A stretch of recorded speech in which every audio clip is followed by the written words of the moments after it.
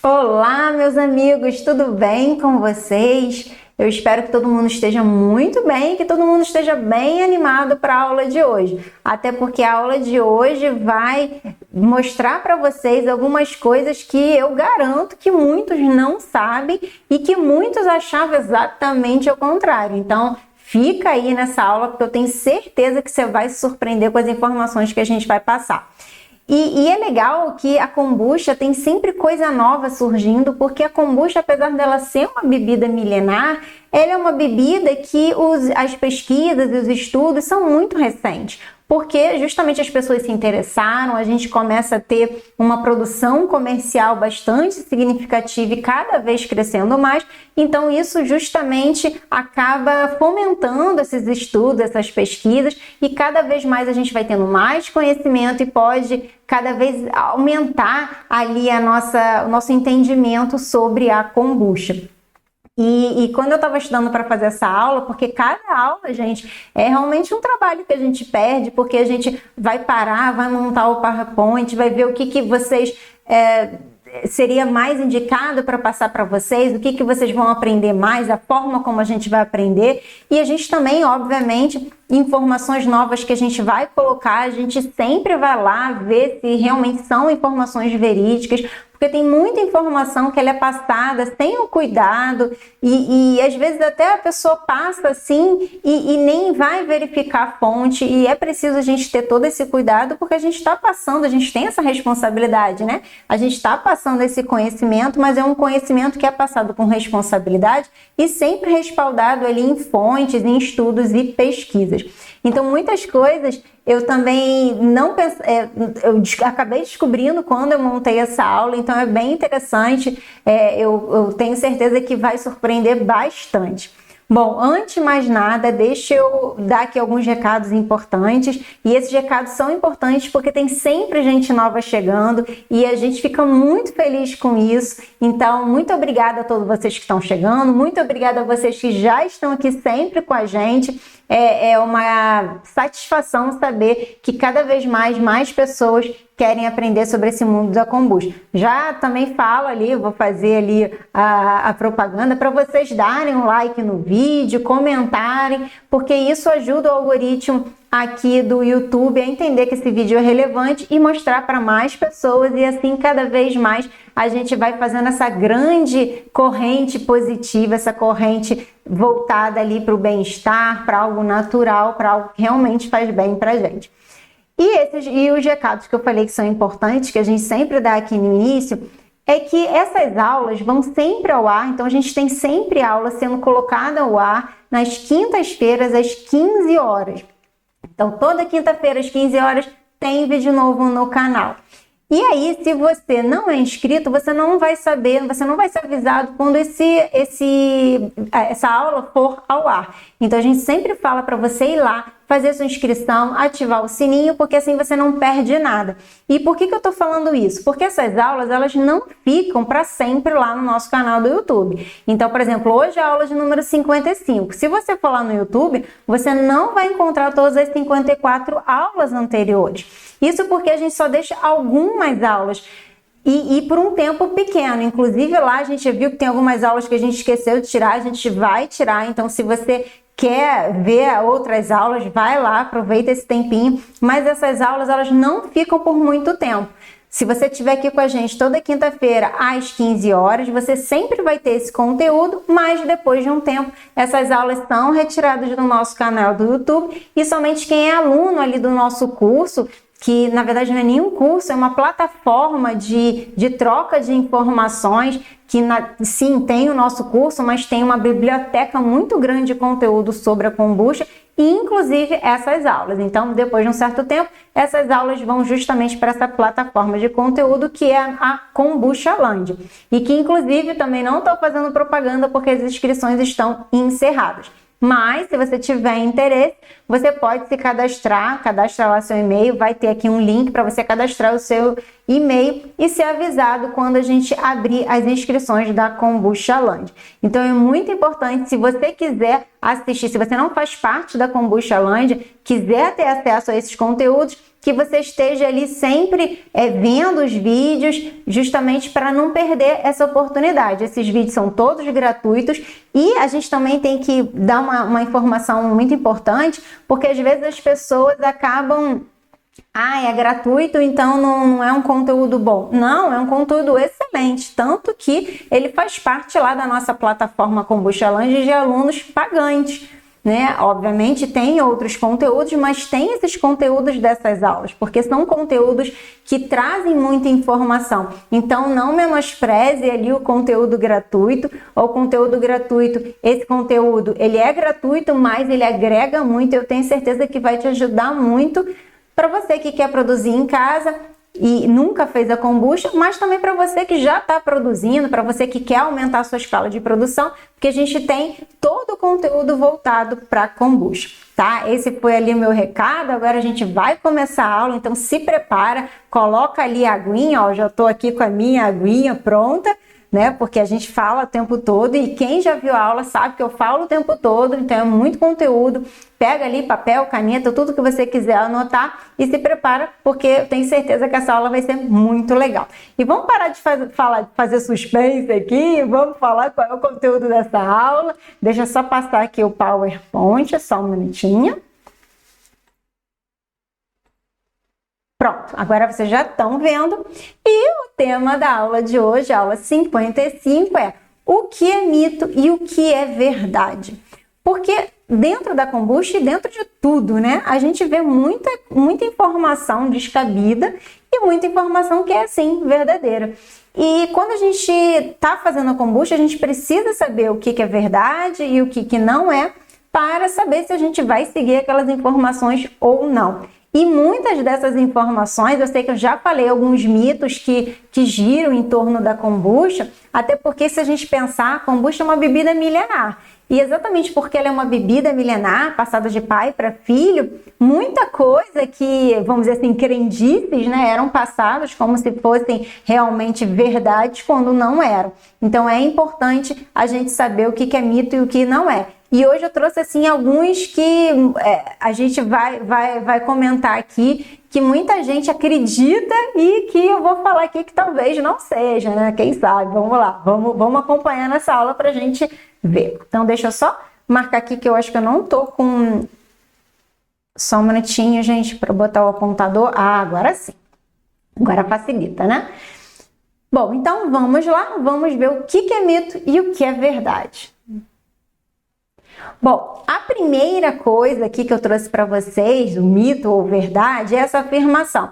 É perigoso fazer kombucha em casa? Eu dei até uma entonação de que era uma pergunta, mas tem algumas pessoas que falam que é perigoso, é melhor comprar pronto. Então, quando eu comecei a selecionar essas afirmações aqui para trazer para vocês, eu vi muita gente, profissionais gabaritados, médicos, falando isso, que é perigoso fazer kombucha em casa, que é melhor você comprar pronto.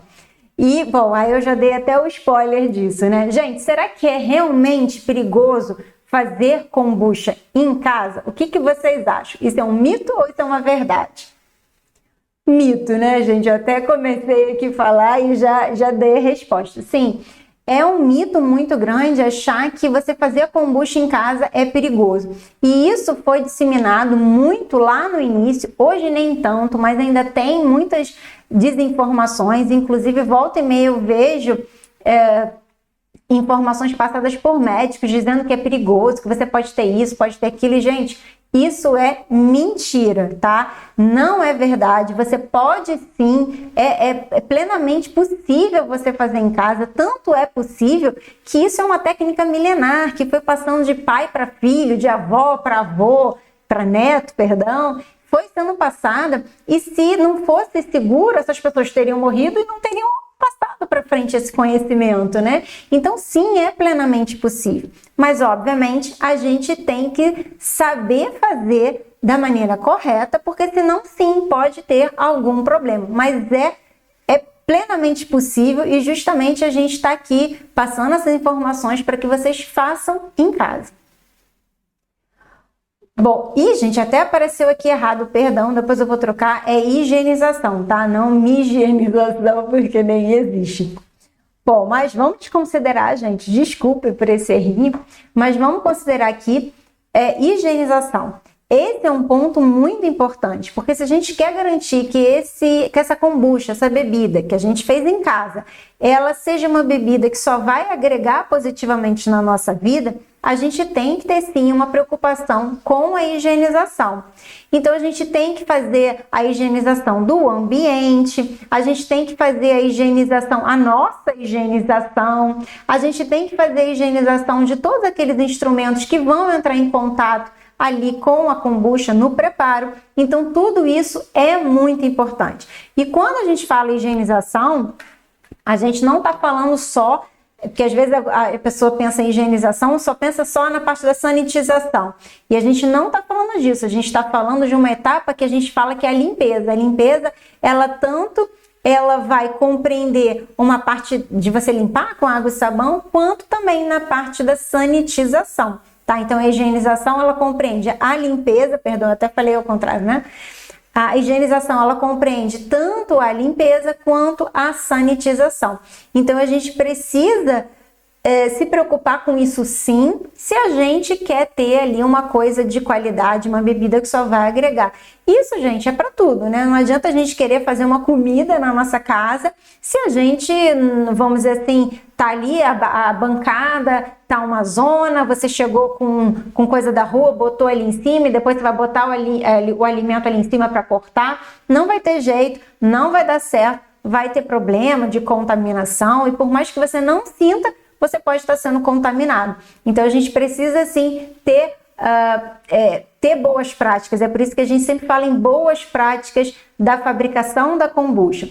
E isso a gente vê, a gente pode, são coisas simples, porque às vezes a gente fica pensando, nossa, mas então, como é que eu vou fazer? São coisas simples. Então, limpar a bancada previamente, ver ali se não vai combinar, se você está fazendo na sua casa. Então, não faça o almoço ou o jantar enquanto você está fazendo a kombucha. Separe um tempo para você só fazer kombucha. Então, você vai limpar a bancada, vai deixar tudo limpinho, sequinho, higienizado, tudo bonitinho, vai ver o que você vai usar, vai higienizar os instrumentos, vai estar com uma roupa limpa, vai estar com unhas cortadas, vai estar de luva, vai ter um pegador. Ou seja, essas preocupações que são preocupações simples, mas que são necessárias para a gente ter qualquer produto e esse produto ser apto para consumo. E uma outra coisa muito importante é também ter um método adequado, porque se a gente fizer o chá de qualquer maneira, a gente pode ter ali um problema por exemplo, de contaminação. Se a gente fizer o chá de noite, deixar a panela tampado, isso muita gente faz para otimizar. Então faz o chá à noite, põe a erva ali na água, depois que a água chegou na temperatura, põe ali o chá, deixa o chá ali infusionando e vai dormir, só tira no dia seguinte. Isso é muito perigoso. Você tem um meio ali propício, que é o meio aquoso, para você ter uma contaminação. Então a gente precisa sim ter um método adequado. E tendo um método adequado, a gente não vai ter problema. Também com relação a esse método adequado, entra aí também você saber quais são os recipientes que você pode fazer uma fermentação. Porque não é qualquer recipiente. E, inclusive, lá no início, quando muitas reportagens começaram a ser feitas com relação à kombucha, muita gente falava, toma cuidado com o recipiente, porque teve caso de família que morreu com intoxicação por causa do recipiente. E realmente isso aconteceu, porque não é qualquer recipiente que pode acomodar uma fermentação, porque uma fermentação você vai ter a produção de ácidos, esses ácidos podem acabar sendo corrosivos dependendo do material, pode reagir com esse material e a gente pode ter sim problemas de contaminação. Mas desde que a gente tenha um método, que a gente saiba o que a gente pode, qual recipiente que a gente pode usar, quais ingredientes que a gente pode usar, não tem problema, é super seguro e vai fazer super bem para a nossa saúde, sem contar que é uma delícia, né? Então, isso daí a gente coloca que é um mito, é possível sim. Uma outra afirmação também que muitos fazem é que a kombucha ajuda a regular o intestino. E será que a kombucha ajuda mesmo a regular o intestino? Será que isso é um mito ou isso é uma verdade? O que será? Verdade, gente, isso é uma verdade, mas, e é sempre bom a gente falar esse mais, porque senão a pessoa toma litros e litros de kombucha achando que não vai ter, aquela pessoa que tem problema no intestino, achando que não vai precisar fazer mais nada, só beber a kombucha e ela não vai ter mais problema nenhum, quando não é bem assim, tá? A kombucha, sim, ela vai ajudar a regular o intestino, até por conta do que eu até coloquei, dos compostos bioativos. Os ingredientes que a gente utiliza, principalmente o ingrediente Acamellia sinensis, que é o chá, tem compostos bioativos bem poderosos e tem nutrientes bem poderosos. E esses nutrientes, através da fermentação, vão ser potencializados. Outros nutrientes, outros compostos vão ser produzidos durante a fermentação e tudo isso vai ajudar, sim, a regular o nosso intestino. Também a gente tem a parte dos micro-organismos. A gente está trabalhando aqui com uma bebida que a gente fala que é uma bebida viva e a gente tem que tomar cuidado com esse conceito, porque dependendo da forma como a gente for fazer, ela não vai ser uma bebida viva. Então, se a gente pasteurizar, grande parte dos micro-organismos vão estar ali inativados, vão ter morrido. Então, a gente não vai ter ali uma bebida viva. Também, dependendo da forma como a gente faça, armazene, a gente também não vai ter essa bebida viva. Mas, em geral, ela vai ter sim, a grande maioria dos produtores e quem produz em casa mantém esses micro-organismos. Está certo que com o tempo, se você guardar aquela bebida, esses micro-organismos podem ir morrendo, mas de um modo geral esses micro-organismos estão presentes. E esses micro-organismos, mesmo que eles não estejam vivos, né? A gente tem esses micro-organismos vivos que vão sim atuar de maneira significativa, chegando lá no intestino, porque a gente tem também essa questão, mas isso eu vou deixar para uma próxima afirmação mais para frente. Mas esses micro-organismos, eles têm função ali de regular o nosso intestino e eles vão impactar positivamente. E mesmo que eles não estejam vivos, mesmo que eles estejam inativados, mortos, eles secretam determinadas substâncias que são importantes e que também vão ajudar a regular o nosso intestino. Mas, como eu falei, não é que um produto milagroso, não basta só tomar kombucha, isso tudo está aliado também aqui, a ter hábitos saudáveis. Então, se você tem algum problema de intestino, e vale lembrar que a kombucha não é um remédio, se a pessoa tem problema no intestino, ela tem que consultar um médico que vai fazer o tratamento adequado e pode aliar sim a kombucha, vai ser um grande aliado e vai ajudar. Mas não é ali a função da kombucha fazer isso. Ela tem esse benefício que vai agregar mais, mas não é o objetivo dela curar ninguém, tratar nada, porque ela é uma bebida. Então, você tem que aliar isso a hábitos saudáveis, então você ter uma alimentação saudável, você ter ali o exercício físico, exercícios para a mente também, porque a gente sabe, por mais que a gente faça exercícios físicos, por mais que a gente consuma comidas saudáveis, se a gente também tiver ali excesso de preocupação, ansiedade, pensamentos negativos, isso tudo vai impactar negativamente na nossa vida também, na nossa saúde. Então é preciso que a gente cultive hábitos saudáveis. E beber kombucha é um desses hábitos saudáveis. Então, somando isso tudo, sim, você vai melhorar e vai melhorar não somente o intestino, mas também o seu organismo como um todo. Então, essa questão, essa afirmação, ela é verdadeira. Outra questão, e essa questão vem bem juntinho com essa que a gente falou agora, é se a kombucha emagrece. Então, muita gente fala, nossa, eu vou tomar kombucha para poder emagrecer, porque eu joguei lá no Google e é muito engraçado porque quando a gente joga no Google a gente acha tanta coisa e assim, não que seja mentira, muitos dos efeitos, dos benefícios da kombucha são objeto de pesquisas, de estudos, mas a gente tem que tomar muito cuidado porque não é todo mundo que vai sentir esses efeitos e não é toda kombucha, não é toda forma de você fazer a kombucha que vai resultar naqueles efeitos. Então a gente tem que tomar muito cuidado com o que a gente encontra quando a gente coloca ali no Google se kombucha é o benefício da kombucha, porque a gente sabe que tem muitos. E sim, gente, tem muitos benefícios. Então vamos lá, o que vocês acham? A kombucha emagrece ou não? Será que isso é uma verdade ou será que isso é um mito? Gente, isso é um mito, né? A kombucha não emagrece.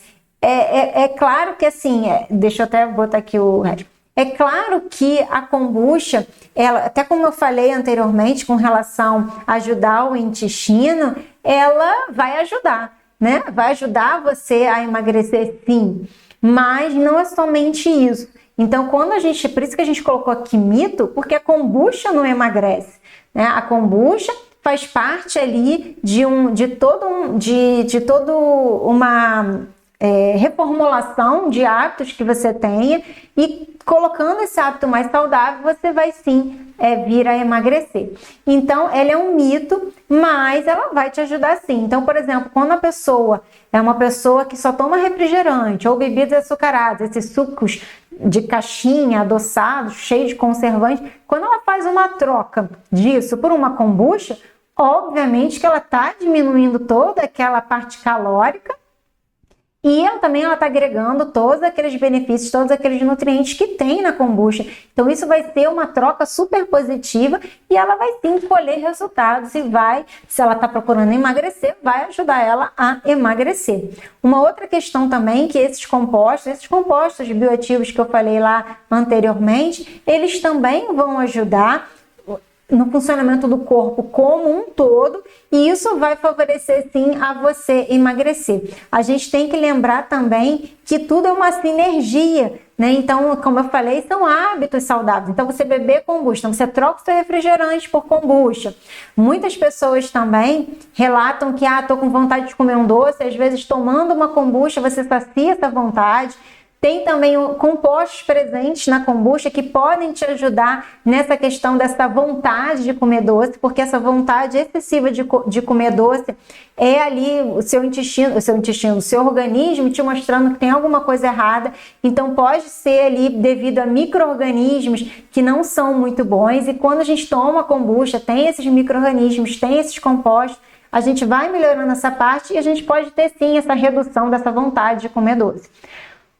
Mais uma vez a gente se fala aqui que isso não é remédio, isso é uma bebida, mas que sim, ela é um grande trunfo para quem está querendo emagrecer. Então ela pode ser a sua aliada, mas também fazer uma outra observação, que não é qualquer kombucha, porque a gente sabe que tem muitas kombuchas que usam grandes quantidades de açúcar. Na kombucha a gente usa o açúcar, é necessário sim usar o açúcar, mas o açúcar é uma quantidade moderada para servir de alimento para os micro-organismos, para trazer um dulçor sim para a bebida, mas nada exagerado, porque aqui o objetivo do açúcar é servir de alimento para os micro-organismos, e assim a fermentação poder acontecer.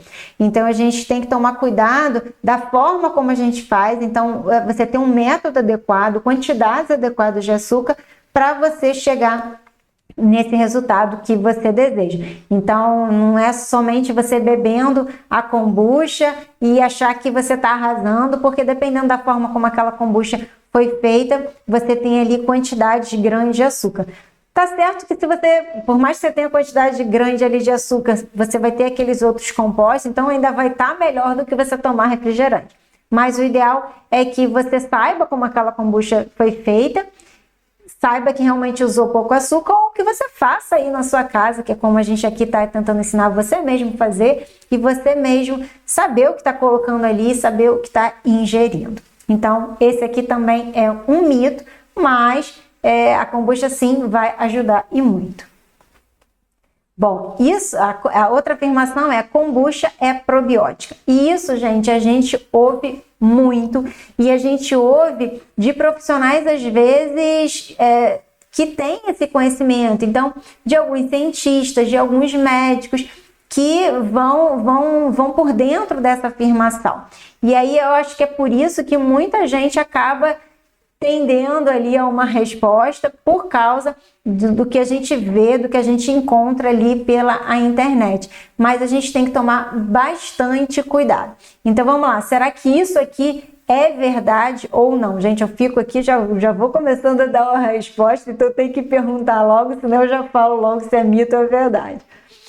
Gente, kombucha probiótico é um mito. E isso que eu falei é muito importante porque a gente vê muitas pessoas aliando os benefícios da kombucha a ela ser probiótica. E aí, quando me ouvem, por exemplo, falar que a kombucha não é probiótico, falar, então não serve para nada. Calma, não é bem assim. Então, a primeira coisa que a gente tem que entender é que a kombucha não é probiótica. E não é que a gente, não, mas como assim? Não é? Vários profissionais falam que ela é probiótica. Sim, vários profissionais falam que ela é probiótica. Ela pode ser probiótica, dependendo da forma como ela foi feita. Pode, assim, em tese, né? Mas para ela se caracterizar como probiótico, a gente tem que ter ali, por isso que eu até botei aqui uma discussão muito grande, a gente tem que ter aquela bebida se encaixando na definição de probiótico. Hoje, a definição que vige, a kombucha não entraria porque tem muitas lacunas. Você precisa de uma quantidade adequada de micro-organismos, você precisa determinar essa quantidade, que essa quantidade seja grande, você precisa individualizar esses micro-organismos, saber a função deles, ter a certeza de que vai chegar no intestino. Então, são muitas coisas que a gente não pode afirmar que a kombucha vai preencher todas esses pressupostos e vai se enquadrar ali como probiótico. Então, de acordo com a definição que a gente tem hoje em dia de kombucha como de probiótico, a definição de probiótico, a kombucha não se enquadra. A gente entende que tem muita gente que fala, mas ela tem esse efeito. Sim, ela pode ter esse efeito, mas a gente não pode afirmar isso. Sem contar que kombucha é uma coisa, probiótico é outra coisa. A gente tem a classificação hoje, já tem legislação, e a kombucha, ela é uma bebida. Para ela ser classificada como probiótico, são outros requisitos, é um outro processo para justamente ela ter essa classificação. Então, a gente não pode dar uma classificação que ela, por hora, não pode ter, e que senão não se encaixa nessa definição. Então, a gente tem que tomar muito cuidado, porque a gente vê muita gente afirmando que ela é probiótica. E uma outra coisa também, além dela não se encaixar como probiótico, isso não quer dizer que então ela não tem mais função nenhuma, ela não vai ter, porque muita gente acha que os benefícios da kombucha somente são advindos do fato dela ser probiótica. E não, gente, isso está errado, né? Além dela não ser probiótica, os benefícios da kombucha não são por causa disso. A kombucha tem vários outros benefícios, muitos benefícios provindos justamente da matéria-prima que a gente usa, muitos benefícios resultantes de compostos que são gerados durante a fermentação, e é isso que dá os benefícios da kombucha. E, inclusive, os micro-organismos, porque probiótico está falando em relação a micro-organismos vivos, então fala de alimentos que você está ingerindo e que tem micro-organismos vivos, e esses micro-organismos vivos vão atuar positivamente na nossa saúde, principalmente lá no nosso intestino. Nesse caso aqui da kombucha, mesmo que a gente não tenha esses micro-organismos vivos, então por mais que a gente tome, vamos dizer assim, uma kombucha pasteurizada, que passou por uma temperatura, por um processo de temperatura que vai inativar grande parte desses micro-organismos. Então, por mais que eu não tenha ali uma quantidade grande de micro-organismos vivos, que vai restar um ou outro, né, ou bem pouco, mas resta, então por mais que eu tenha uma quantidade reduzida, esses micro-organismos mortos, eles também vão atuar positivamente na nossa saúde. Eles secretam substâncias, a própria composição desses micro-organismos vai atuar positivamente. Então, hoje em dia, é muito discutido um outro termo, além de probiótico, de pós-biótico, né? E esse conceito de pós-biótico, ele fala ali de produtos ou subprodutos de micro-organismos. Então, a gente não está falando do micro-organismo, a gente está falando de todas aquelas substâncias que ele secreta, inclusive do próprio micro-organismo inativado. E isso vai gerar benefícios ao hospedeiro, no caso a gente, que vai estar tomando a kombucha, e a gente vai colher muito desses benefícios. Então, uma das coisas que a gente tem que ter em mente é que kombucha não é probiótico, de acordo com essa definição. Vale ressaltar também aqui que essa definição está sendo revista, porque cada dia mais a gente vê ali que essa definição fecha muito, restringe muito, então isso vai ser rediscutido sim, e em breve a gente vai ter novas definições, mas hoje, para o que vige, a kombucha não se encaixaria, não poderia se falar que a kombucha é probiótica, tá? Mas a gente também tem que saber que os benefícios da kombucha não é pelo fato dela ser probiótica, mas pelo fato dela ter ali todos esses nutrientes, todos esses compostos bioativos, e na verdade a kombucha entraria ali como um pós-biótico, tá? Então isso aqui é muito importante porque a gente vê muita informação, como eu falei, de médicos, de pessoas que a gente espera que tenha ali um outro entendimento baseado no que a gente encontra de legislação, mas não é o que a gente vê. Muitas pessoas acabam defendendo sim que ela é probiótica. Próximo aqui a afirmação é que a gente encontra de que a gente não pode tomar kombucha todos os dias. Então, o uso de kombucha todos os dias nos acarretaria ali algum mal. Será que isso é verdade ou será que isso é mito, gente? Mito, né? Então eu acho que essa daí é bem simples, muita gente já sabe disso, que na verdade é um mito realmente, não tem essa contraindicação, a gente não está falando ali de algo que vai nos fazer mal, pelo contrário, é algo que vai nos fazer muito bem, obviamente, lembrando lá daquela primeira afirmação, que a gente faça um método correto, que a gente siga ali boas práticas de fabricação, a gente só tem a lucrar. O que a gente tem que tomar cuidado é com esse consumo diário, e lembrando aqui que o consumo diário, ele é super desejado, porque para a gente sentir esses benefícios, não adianta a gente tomar uma garrafinha. Então é muito comum a pessoa falar, nossa, mas eu tomei uma garrafinha de kombucha, porque a pessoa falou que tomando kombucha solta o intestino, e eu que tenho problema de intestino preso, tomei uma garrafinha da kombucha rezando para eu conseguir ir no banheiro, e não aconteceu nada.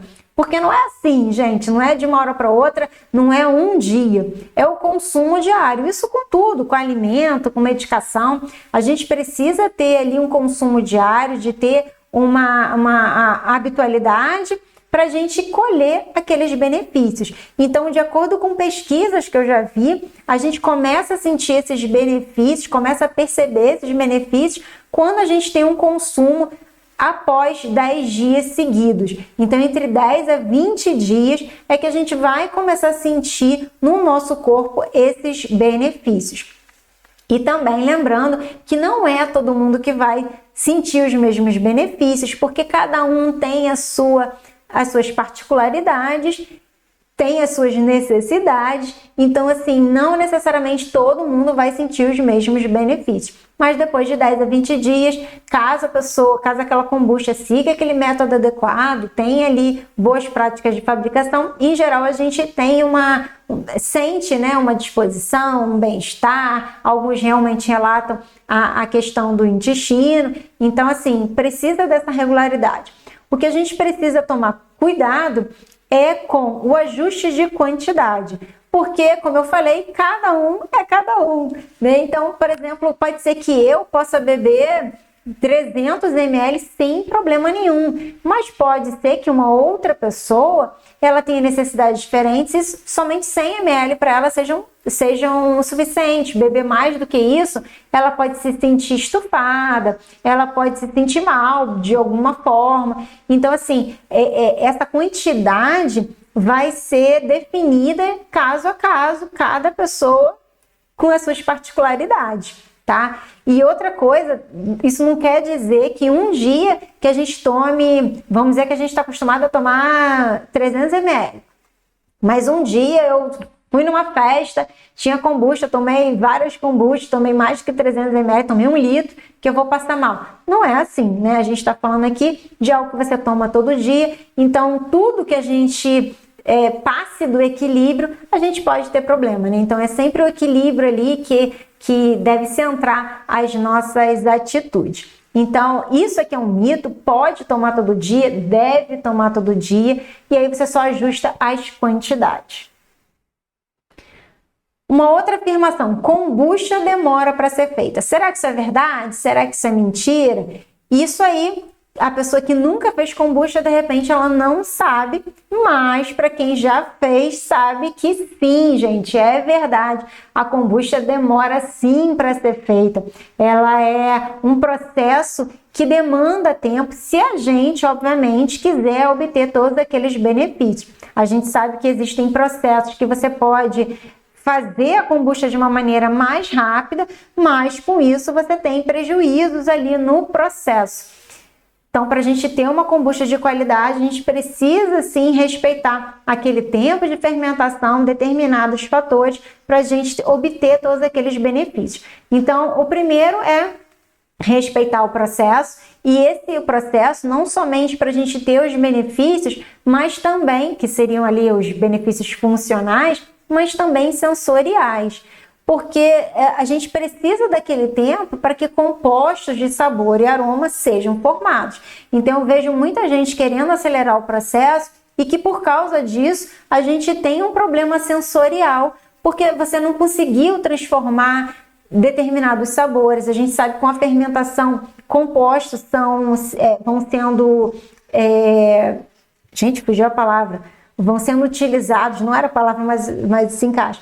Compostos vão sendo consumidos, isso. Compostos vão sendo consumidos, e isso vai alterando o sabor. Então, quando a gente está na etapa de criação dos sabores de kombucha, é muito engraçado que a gente pensa no sabor, mas depois da fermentação, a gente vê que esse sabor se alterou, justamente porque esses compostos de sabor e aroma, eles são suscetíveis ali a mudanças durante o processo de fermentação. Então, se a gente quer garantir ali esses compostos de sabor e aroma, muitos deles formados até pelos ácidos e várias outras substâncias que são produzidos durante a fermentação, a gente precisa respeitar esse processo. E a kombucha, ela também vem muito ali para peitar, vamos dizer assim, para fazer frente a essa ideia que, infelizmente, a nossa sociedade acabou seguindo, que é do fast food, que é aquele negócio que você pega, come na hora, você não tem aquela elaboração, aquela preparação, você não respira para poder comer, você não pensa em cada garfada, em cada gole, e que hoje a gente já vê que justamente essa cultura do fast food não funciona. A gente vê a nossa sociedade muito doente, com vários problemas, justamente porque essa cultura do fast food, que muitos acreditavam que era mais prático, que ia te ajudar em outras coisas, isso é realmente uma furada, porque a gente precisa de um tempo para comer, de um ambiente que seja propício, a gente precisa ter consciência, a gente precisa respeitar os processos. Então, a kombucha vem muito dentro desse outro movimento que surgiu, justamente em oposição ao fast food, que é o slow food, que é você preparar com as suas próprias mãos, é você ter aquele controle do processo, é você esperar aquele momento. E também entra em outra parte, que quando você respeita esse processo, quando você entende que tudo tem o seu tempo, que não adianta a gente ficar ansiosa, a gente vai vendo que a kombucha, fazer kombucha é uma terapia. Eu vejo muita gente que fala, nossa, quando eu comecei a fazer kombucha, isso me ajudou nas minhas crises de ansiedade, porque eu era muito ansiosa. Porque sim, a kombucha não adianta a gente querer apressar, a gente pode sim potencializar, para que ela não demore tanto, mas assim, tem coisas que a gente tem que esperar, e a gente acaba isso sendo positivo para a gente entender que cada coisa tem ali seu momento certo, que a gente tem que esperar. Se a gente quiser um resultado bom, a gente tem que esperar. Então ela atua ali de uma forma terapêutica, e eu posso falar por conta própria, tá vendo? Hoje eu tô aqui, Eu posso falar aqui, por experiência própria, que sim, ela ajuda muito. Eu sou uma pessoa... porque ninguém é ansioso, né? As pessoas estão ansiosas por mil motivos, mas ninguém é. Tanto que se a gente conseguir controlar, se a gente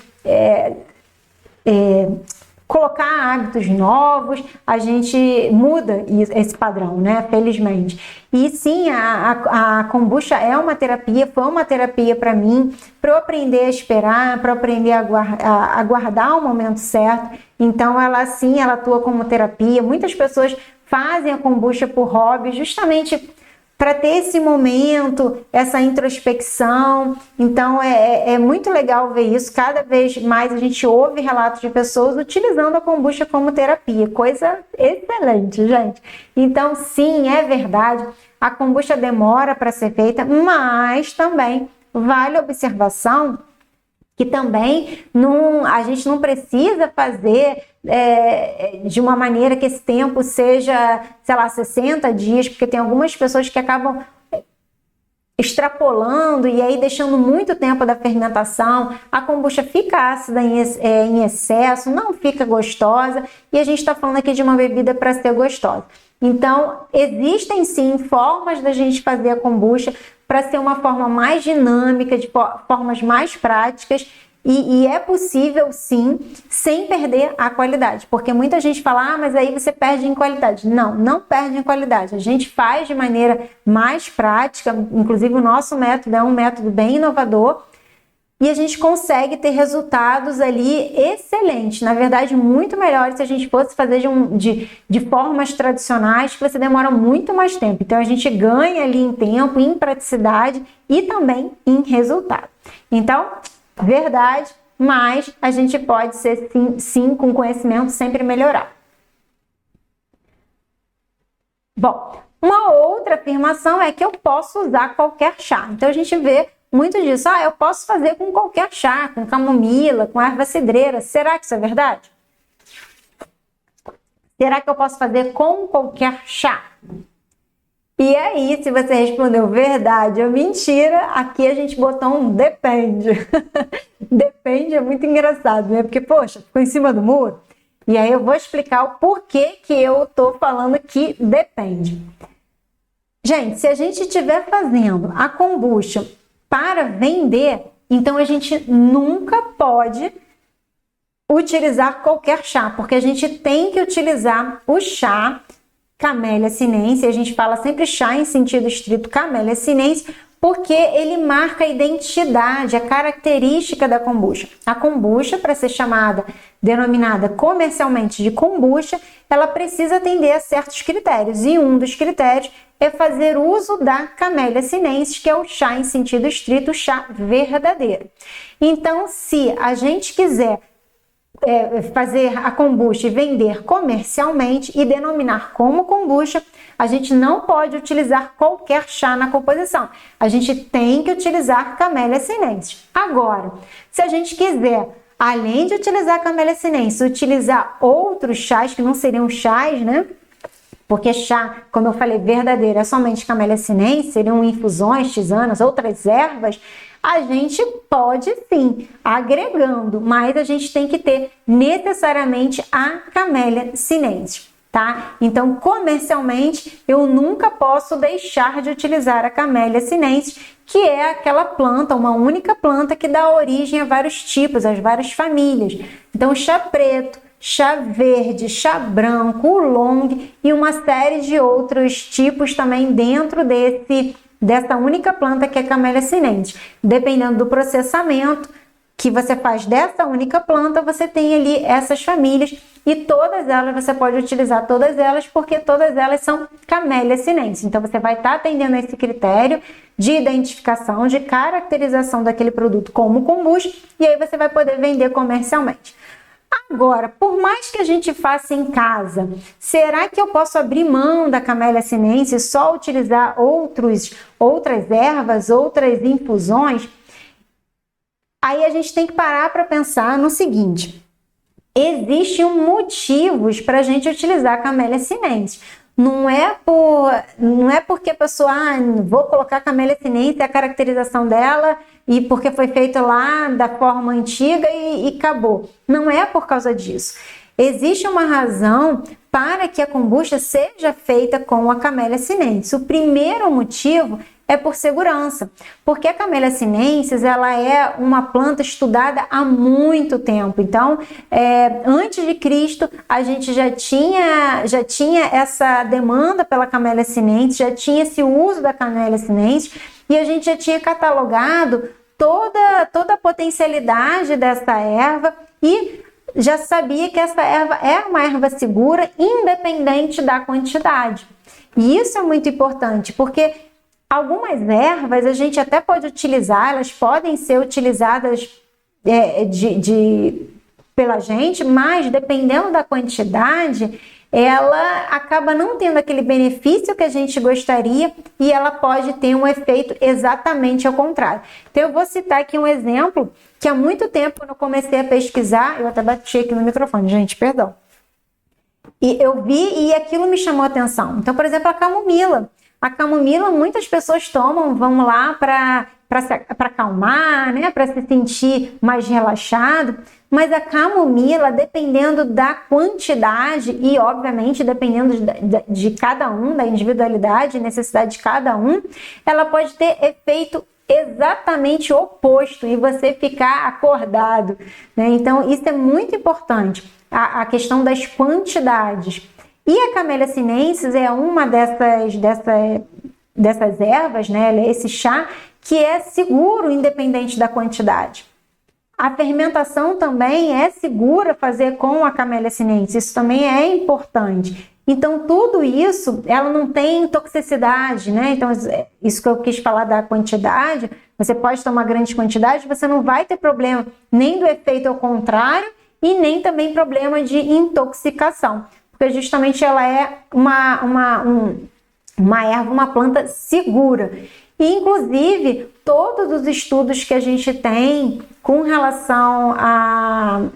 E aí eu não vou falar só nem dos Camellia sinensis, né? Tanto como chá, quanto também para kombucha, são baseados em Camellia sinensis. Então, as pesquisas que a gente tem voltadas dos benefícios da kombucha são estudos em cima da fermentação feita com a Camellia sinensis. Pode ser adicionado de outros, mas com a Camellia sinensis.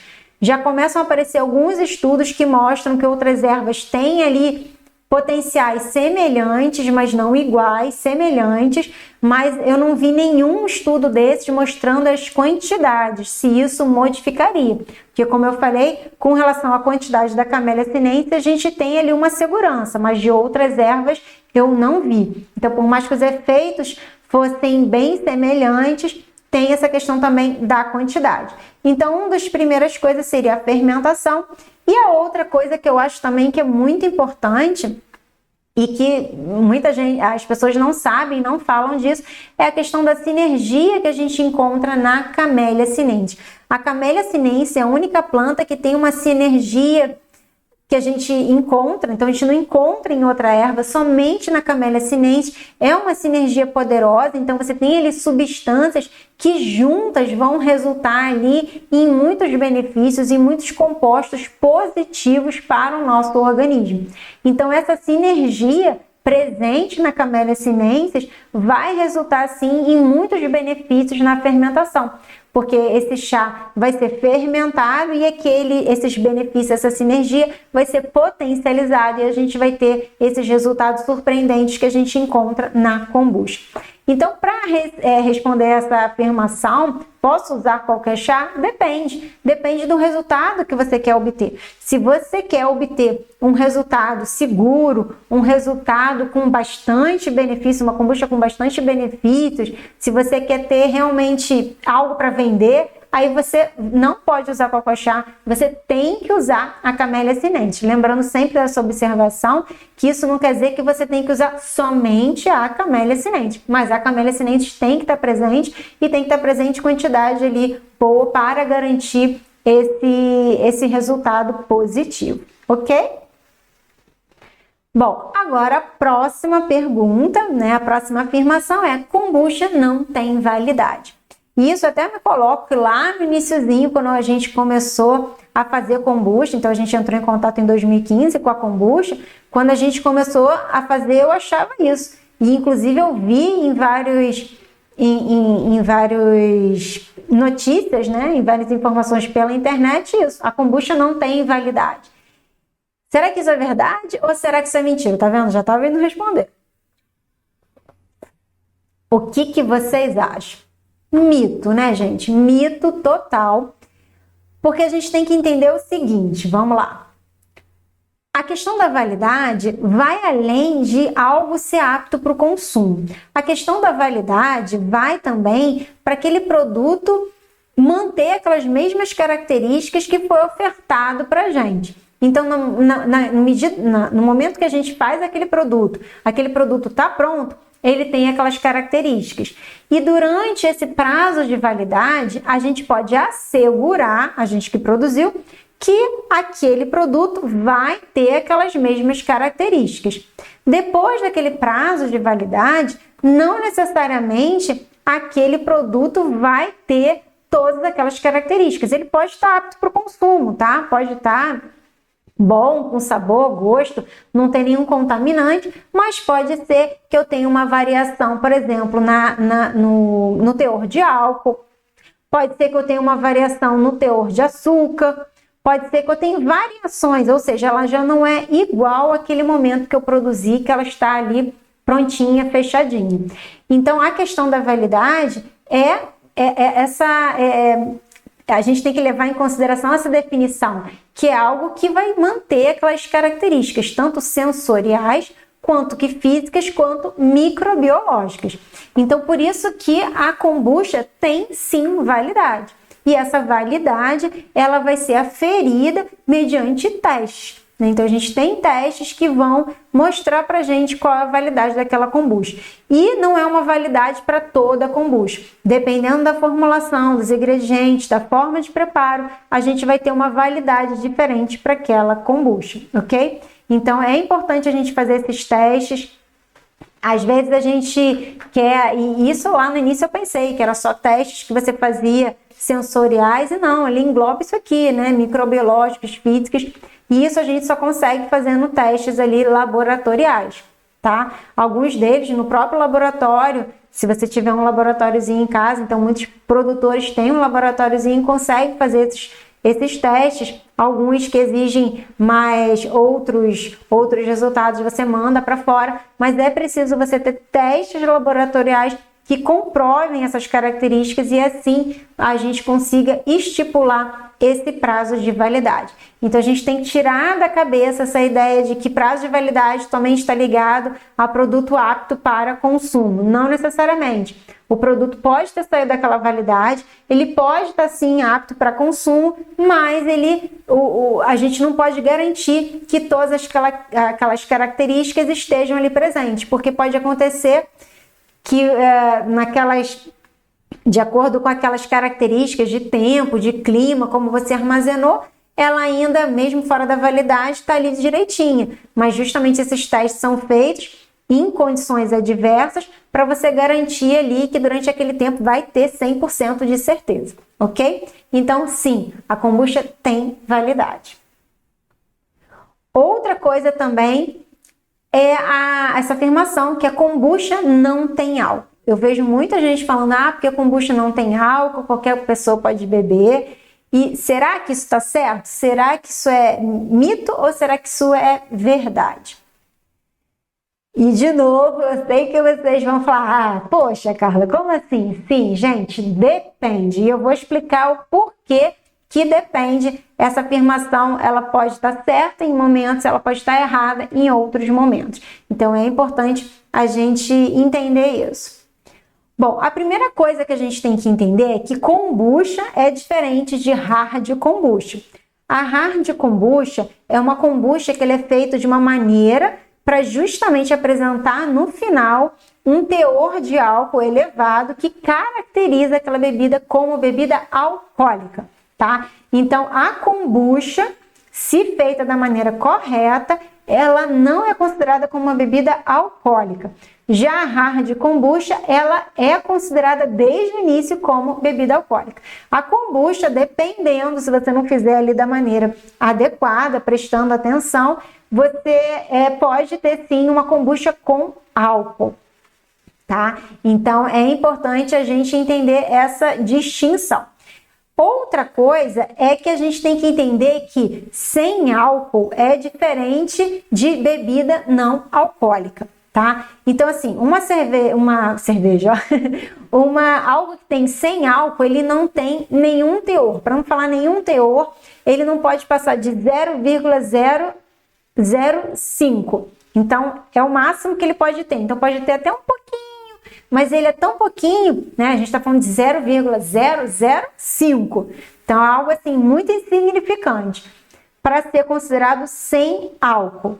Mas não necessariamente uma bebida pode ter um teor maior do que 0,005 e ser considerada também uma bebida não alcoólica, que é grande parte das kombuchas. A gente tem sim kombuchas sem álcool, são kombuchas que passam por um processo justamente para garantir que não vai passar de 0,005. Até hoje eu ainda não vi, pelo menos eu não me lembro de ter visto kombucha sem álcool nenhum, né, que possa, porque para a gente botar sem álcool é justamente para ter essa definição ali no rótulo, a gente precisa garantir que ela não passe de 0,005. Mas a kombucha a gente sabe que tem teor de álcool, então a kombucha tem álcool sim, só que esse álcool, a quantidade dele é tão pequena que não considera aquela bebida como uma bebida alcoólica. Então, no caso da kombucha, a gente tem ali a bebida não passando de 0,5.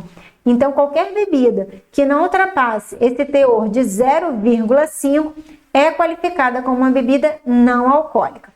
Passando de 0,5, a classificação de bebida não alcoólica passa a ser bebida alcoólica. Então, a gente tem que tomar esse cuidado, porque pode ser que a kombucha tenha, sim, álcool, mas que justamente fique ali nessa 0,5. Então, se ela for menor até 0,005, ela é uma kombucha sem álcool.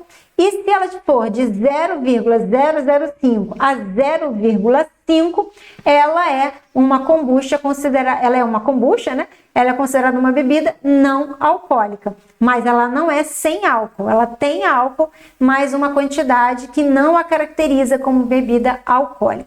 Isso é muito importante e principalmente para produtores para colocar no rótulo, porque eles precisam saber disso, porque para garantir, para você colocar sem álcool, somente se você se atentar a esse teor, se você garantir que não passa de 0,005. Então, isso é muito importante.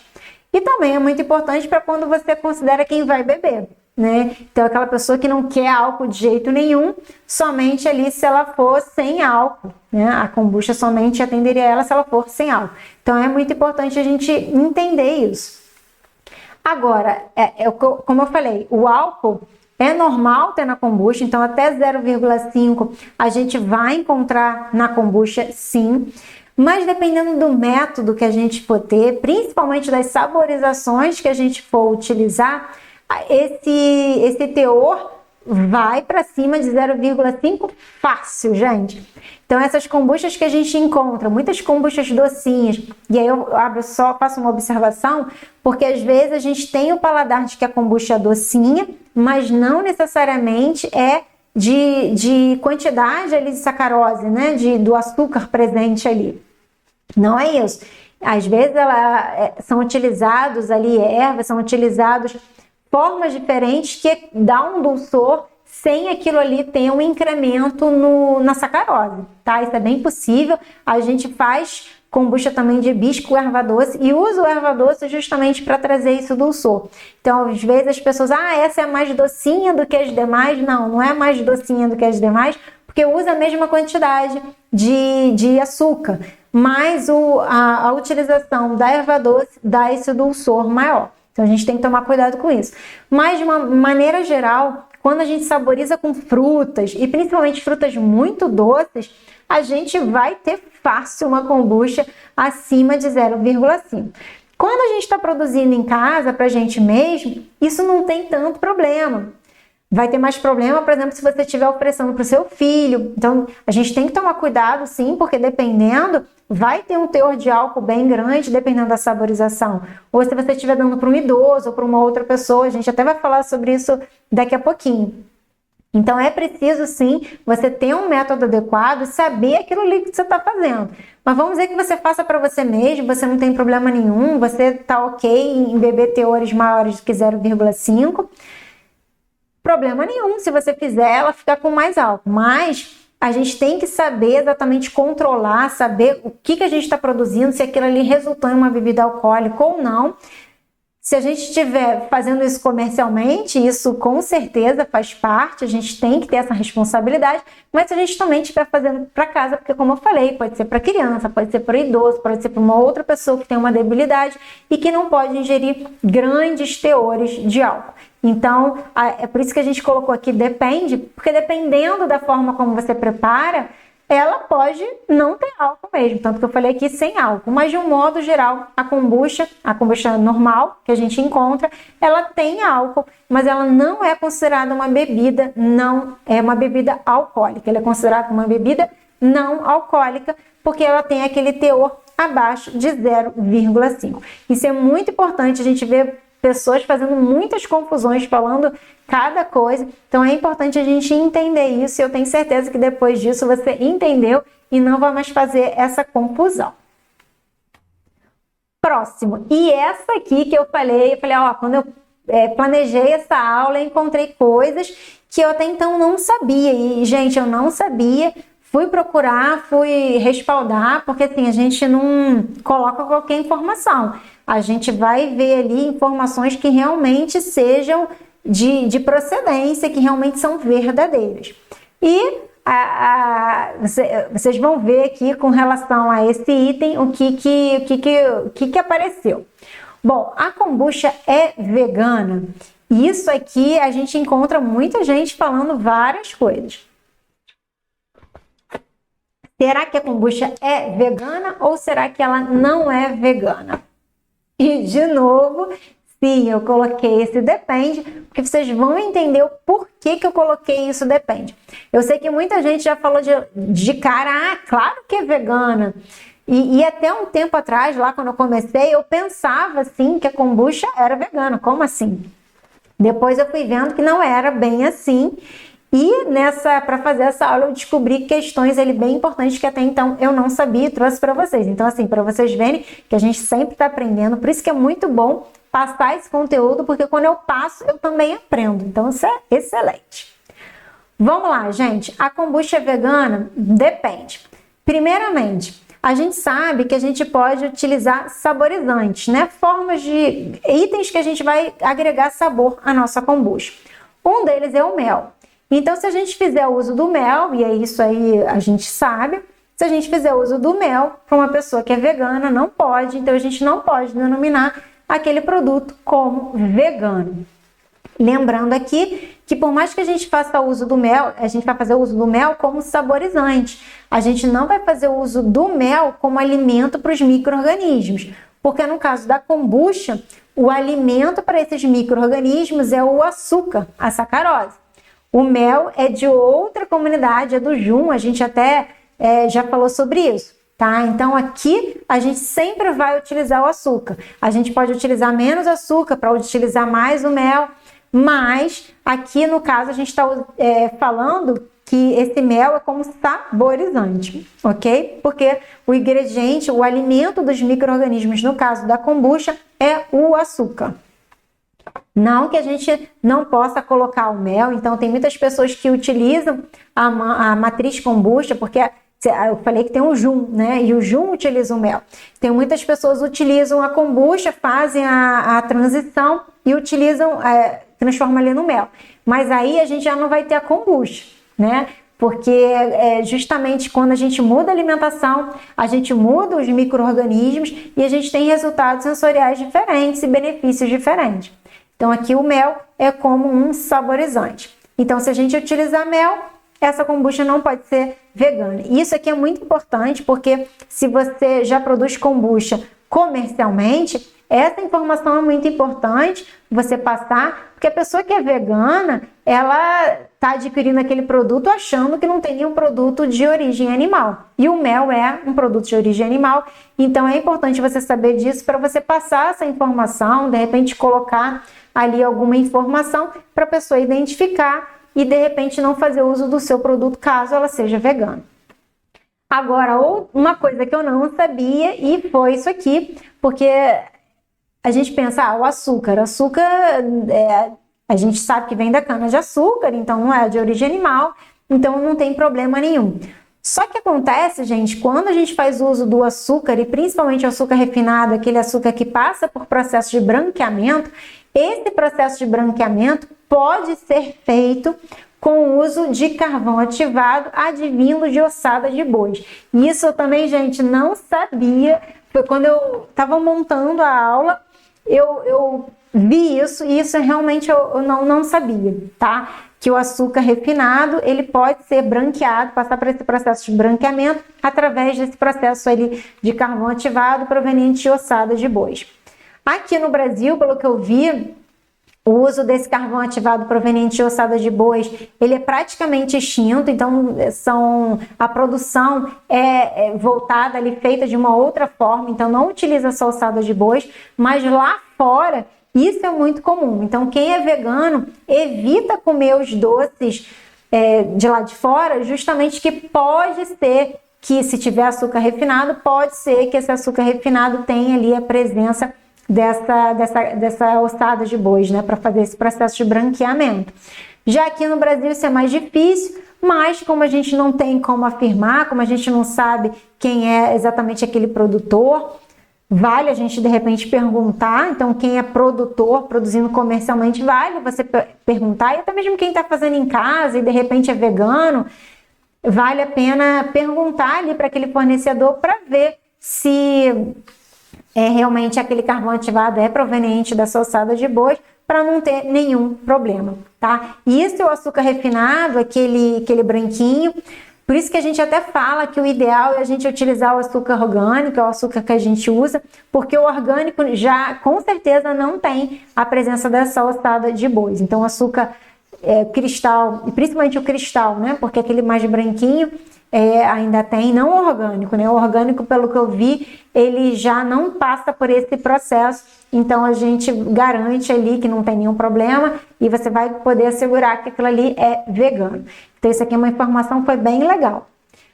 Outra questão também que a gente tem que levar em consideração é fruta. Então se a gente utiliza fruta na nossa kombucha, a gente tem que tomar cuidado, porque existem muitas frutas que são enceradas. Isso aqui eu não sabia. Bom, eu sabia que existiam as frutas enceradas, mas eu não sabia que elas eram enceradas com cera de abelha. E eu acredito que a grande maioria não seja, porque a cera de abelha acaba sendo um pouco mais cara. Mas tem também a goma laca, e eu também não me recordava disso. A goma laca é uma secreção proveniente de insetos. Então, nesse caso, se utiliza essa goma para encerar, ficar aquelas... E aí a gente vê bastante maçãs, né? Aquelas maçãs bonitas, em alguns lugares que eles enceram as frutas para ficarem mais atrativas, mais bonitas. Então, pode acontecer de você estar ali levando uma fruta, acreditando que usando a fruta você não vai ter nenhum problema, quando essa fruta tem essa cera proveniente ali de um animal. E aí, nesse caso, você não vai poder denominar a sua kombucha como vegana. Essa informação tanto serve para você que está produzindo comercialmente, quanto para você que é vegano, está produzindo na sua casa. Então fica ligado nessa informação. E aí, com relação à fruta, é difícil a gente obter essa informação, né? Então, se a gente obter ali uma fruta que é agroecológica, uma fruta orgânica, a gente não vai ter esse problema. E uma fruta orgânica que a gente sabe que não passa por esse processo, né? Porque hoje em dia a gente tem que duvidar de tudo. Mas sempre a gente fala para indagar ali o produtor, quem está fornecendo. O ideal é a gente comprar direto do produtor, porque a gente não tem essas problemáticas. E uma coisa, e isso daí já a gente tem que colocar em mente, porque algumas pessoas falam, nossa, mas a kombucha tem aquela cultura, né? É justamente a cultura dos micro-organismos que produz aquela kombucha. Então a gente fala que a gente não produz a kombucha, quem produz a kombucha são os micro-organismos.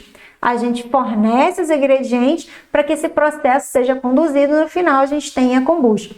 Então algumas pessoas acham que pelo fato da gente utilizar aquele Scooby, que é aquela comunidade simbiótica de bactérias e leveduras, pelo fato na bebida conter aqueles micro-organismos vivos, quando a gente bebe, a gente está bebendo ali um produto que seria, vamos dizer, de origem animal, né? E não é nada disso, gente. A gente tem que lembrar lá do tempo de escola, isso faz um certo tempinho, mas a gente tem que lembrar do tempo de escola que a gente tem os 5 reinos.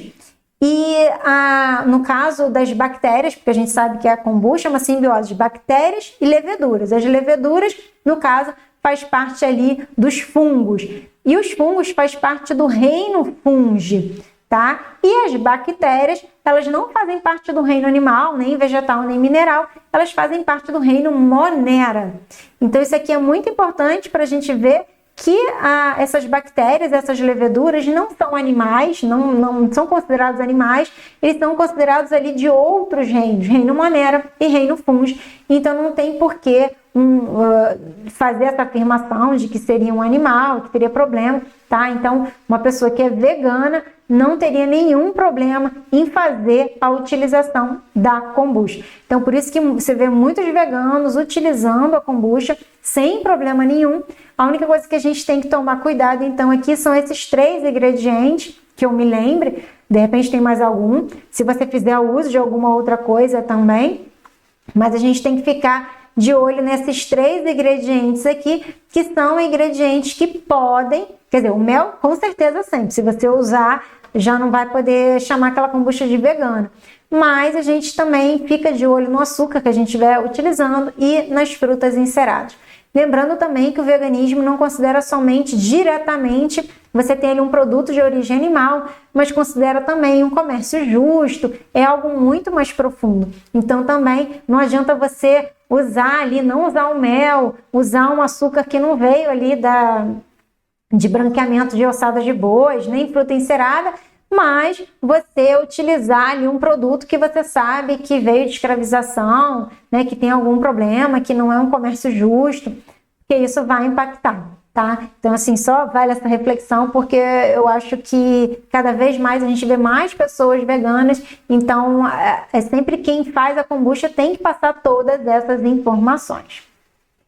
Bora lá para mais uma afirmação, e essa afirmação também é bem algo assim que suscita bastante discussões, é se a kombucha é uma bebida energética. O que você acha? A kombucha é uma bebida energética ou não?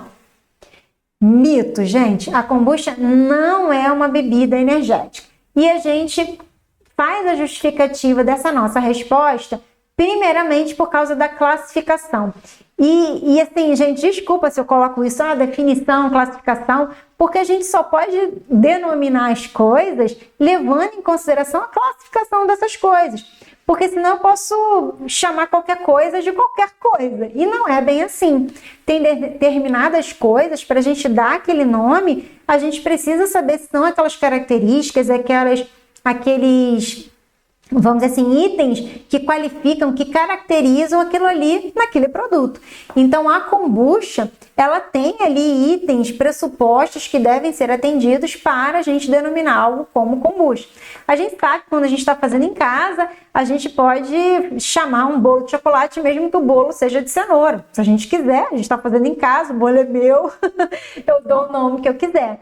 Mas a gente precisa ter esse cuidado, porque vamos dizer que uma pessoa vai na sua casa e fala, você quer um bolo de chocolate? E a pessoa ama o bolo de chocolate. Beleza, quero. E você serve um bolo de cenoura. E vai que a pessoa seja alérgica à cenoura. Então, assim, a gente precisa... eu sei que o bolo é seu, você dá o nome que quiser, mas você está colocando uma outra pessoa ali no meio. Então, você tem que dar sempre as informações, e essas informações são baseadas ali em classificações e definições. E uma bebida energética tem uma classificação diferente. Tá certo que uma bebida energética, você tem ali a inclusão de taurina, a inclusão de cafeína, no caso da kombucha você tem a cafeína, mas para que ela seja ali classificada como bebida energética, você tem que garantir um teor ali de cafeína. E no caso da kombucha, a gente não tem grandes teores assim, até porque essa cafeína é consumida durante o processo de fermentação. Então, até uma das coisas que as pessoas têm muito medo, eu tenho medo da cafeína, da kombucha, não precisa ter tanto medo, porque, primeiro, muitas das vezes nem no chá tem aquela quantidade significativa de cafeína, porque isso varia, e também porque quando passa pelo processo da fermentação, você tem o consumo dessa cafeína, tá? Então, a kombucha, ela não poderia ser chamada, ser classificada como bebida energética de acordo com a classificação que vige, né, de bebida energética. porque eu teria que ter esses teores de cafeína, eu teria que ter outros pressupostos, e não é a intenção. Lembrando que a kombucha tem um regulamento próprio e nenhum deles deixa a gente denominar como bebida energética, justamente porque bebida energética é outra denominação, é outro regulamento, são outros pressupostos. Outra coisa, e aí como eu falei, né, a comprovação desse teor da cafeína, e outra coisa é que a gente tem que ter em mente que o fato dela não poder ser chamada de bebida energética, isso não tira a capacidade da kombucha fornecer energia, de ter esse efeito energético. São coisas diferentes. Uma bebida pode não ser uma bebida energética, como no caso da kombucha, mas pode fornecer a energia e você ter aquele efeito energético. E foi isso que eu quis dizer aqui. Então, a kombucha, ela, apesar de não ser uma bebida energética, como essa classificação de bebida energética, mas ela fornece energia, vai te dar disposição, vai te dar ali bem-estar. Então, por isso que muitos atletas, especialmente lá fora, fazem uso da kombucha tanto no pré-treino quanto no pós-treino. Uma das coisas é por causa dessa, e aí no caso, como energia, né, efeito energético, seria como pré-treino, né? Mas ela tem também uma função pós-treino. Mas utilizam a kombucha no pré-treino justamente por causa desse efeito energético que sim, a kombucha fornece. Principalmente pelo ferro que é produzido durante o processo da fermentação. E esse ferro vai ajudar no transporte do oxigênio pelas hemoglobinas. E também por causa do teor da cafeína que a gente encontra no chá, que durante o processo da fermentação ele é consumido, mas pode ainda restar, em grande parte ele ainda resta. E essa cafeína vai estar ali presente, vai também atuar como efeito energético. Vale só uma observação assim pequena, eu não vou me estender sobre isso porque falar sobre a cafeína, sobre a kombucha, se isso é bom ou se é ruim, isso tem, a gente até tem aula falando sobre isso, justamente porque é algo relevante, mas a gente tem que ter em mente que a cafeína, no caso da kombucha, ela não é tão prejudicial porque ela tem outras coisas. Então, a Camellia sinensis, além da cafeína, tem outras substâncias, que é a L-teanina, que vai modular os efeitos dessa cafeína, e por isso eu não vou ter uma preocupação, porque a cafeína pode ser uma preocupação dependendo da quantidade dessa cafeína e dependendo da individualidade de cada um. Mas eu acho que vale a pena fazer só essa observação, porque muita gente acaba vinculando a cafeína é ruim, e a cafeína não é ruim. Eu sei que tem muita gente do pró, do contra, mas no caso da kombucha que eu estou falando, essa cafeína não é sozinha, ela vem junto com a L-teanina quando a gente faz uso da Camellia sinensis. Mais uma razão para a gente fazer uso da Camellia sinensis quando a gente estiver fazendo a kombucha. Então, isso é um mito, mas sim, a kombucha tem um efeito energético. Outra afirmação é: qualquer pessoa pode beber kombucha. Será que isso é mito ou será que isso é verdade? Será que qualquer pessoa realmente pode beber a kombucha? E, de novo, depende. E aqui a gente tem que colocar isso depende, porque quando a gente fala de pessoa, a gente está falando de muitas individualidades, a gente está falando de que cada um tem a sua necessidade, então a gente não pode ser generalista, e por isso que a gente fala depende. Depende porque cada um tem as suas necessidades. Uma coisa que é boa para mim não necessariamente é boa para você. Então, a gente não pode falar que qualquer pessoa pode beber kombucha.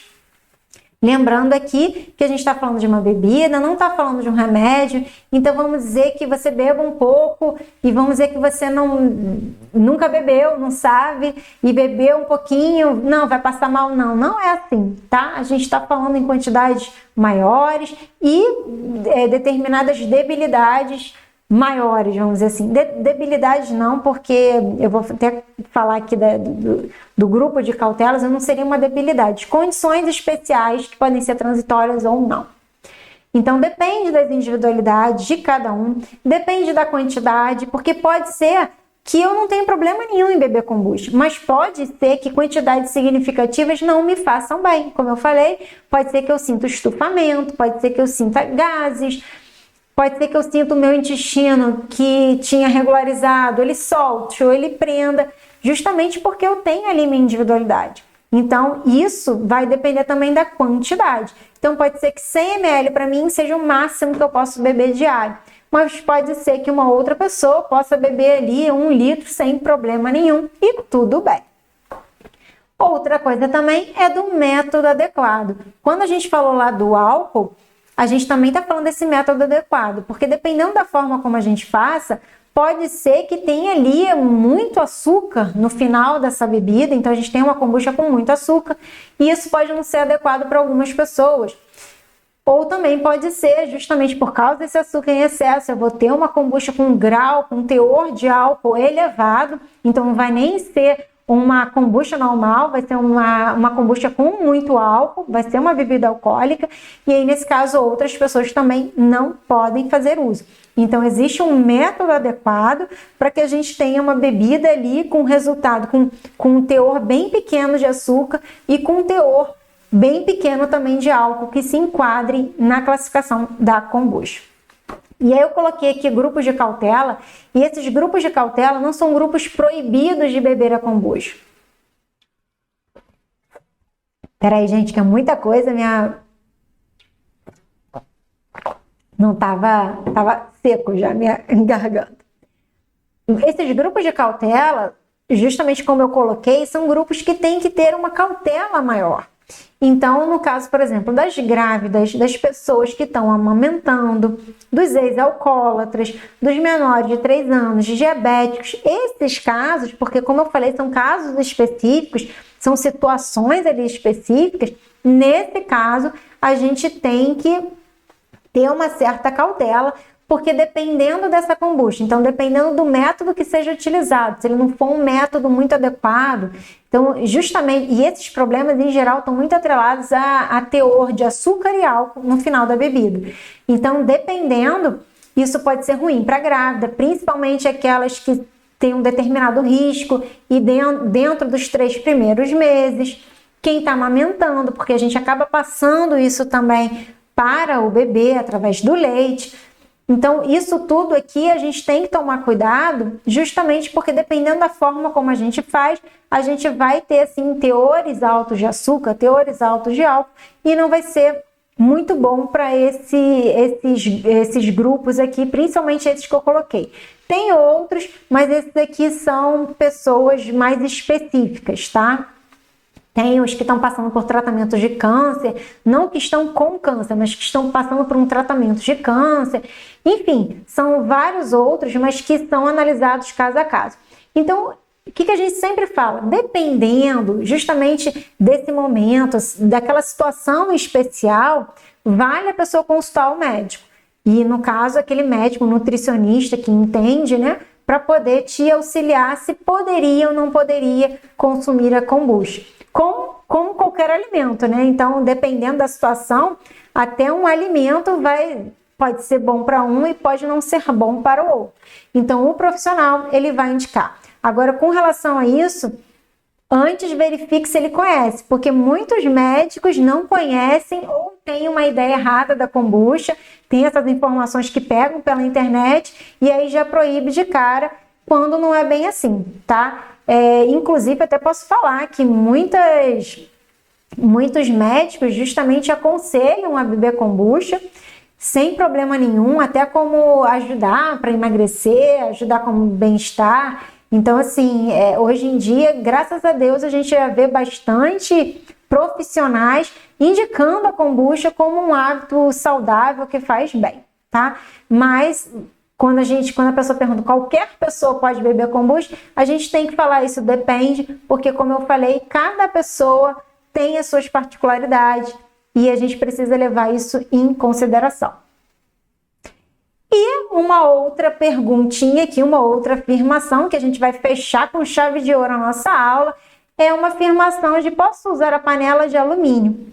Então, muitas pessoas falam, poxa, mas eu posso fazer numa panela de alumínio ou não? Será que isso é mito? Será que isso é verdade? Porque a gente vê, não use panela de alumínio. Eu já falei, né, gente? Bom, mas tudo bem, eu não falei se é mito ou verdade. Mas a gente vê bastante isso, não usar alumínio quando você for fazer a kombucha. Será que isso é mito ou será que isso é verdade? E aí, de novo, eu sei que vocês vão me bater, mas depende, gente. Depende pro que a gente estiver falando. Primeiro, se a gente estiver falando para fermentar, então quando a gente já bota lá o chá adoçado, a gente põe o starter e deixa lá fermentando, nunca a gente faz isso, porque vai reagir com alumínio. O alumínio é um material que vai ter essa reação, principalmente na kombucha, que tem a formação de ácidos, e a gente vai ter problema sim.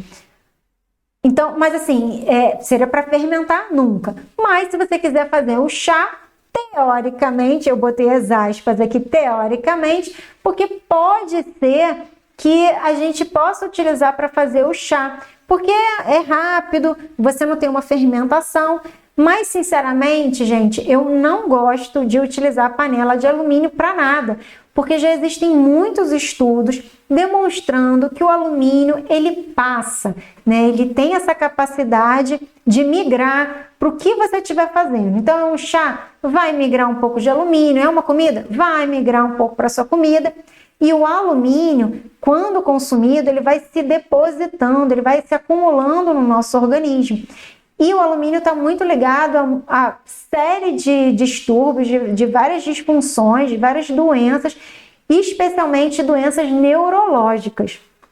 Então, assim, eu acho que se você puder evitar, se você puder utilizar para fazer a kombucha, que é uma bebida saudável, que a gente quer obter todos aqueles benefícios, utilize o vidro para fazer a sua infusão, utilize uma panela de inox, utilize de cerâmica, de qualquer outra coisa, mas não utilize o alumínio, porque tem essa problemática e você vai ter, ao invés de ter uma bebida saudável, você não vai ter uma bebida tão saudável.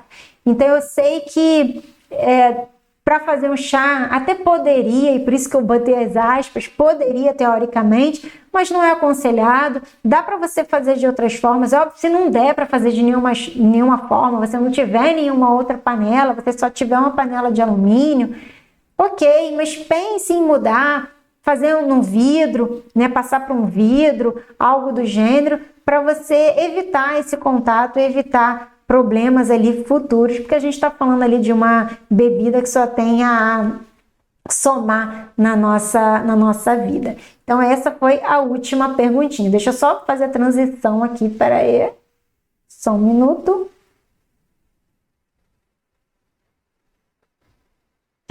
Prontinho, e essa foi a nossa aula de número 55. Espero imensamente que você tenha gostado dessa aula. Se você quiser, deixa aqui nos comentários se te surpreendeu alguma coisa, se alguma dessas afirmações você não conhecia, porque como eu falei, com relação àquela parte do veganismo, eu não conhecia, não sabia daquela questão do açúcar refinado.